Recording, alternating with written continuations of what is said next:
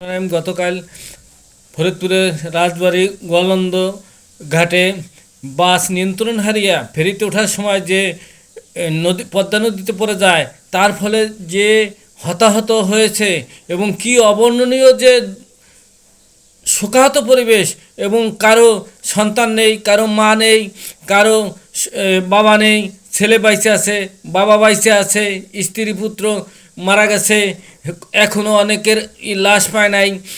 এই যে শোক, এই যে দুঃখ ঈদের পরে, তা প্রকাশ করার মতো ভাষা আমার নাই। আমি সমস্ত হতাহতদের প্রতি দুঃখ প্রকাশ করছি এবং যারা মৃত্যুবরণ করেছেন তাদের আত্মার শান্তি কামনা করছি। স্রষ্টাতাদের প্রতি রহমত, আত্মার শান্তিতে রাখুন, এবং তাদের সন্তপ্ত পরিবারের প্রতি আমি সমবেদনা প্রকাশ করছি এবং সরকারের নিকট দাবি করছি প্রত্যেকটা পরিবারকে যারা বেঁচে আছে তাদেরকে পুনর্বাসিত করার এবং তাদের ভবিষ্যৎ চলার জন্য একটা সুব্যবস্থা করতে মর্জি হয়।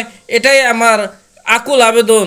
অনেক শিশু বাচ্চা রয়েছে, তাদের ভবিষ্যৎ অন্ধকার, এদের লেখাপড়া বাঁচার সমস্ত ব্যবস্থা যেন সরকার কর্তৃক করা হয়। ধন্যবাদ।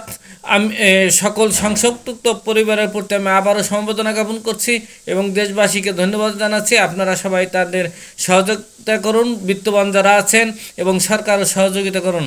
আমি চা বিক্রেতা গোলাম মওলা শিকদার।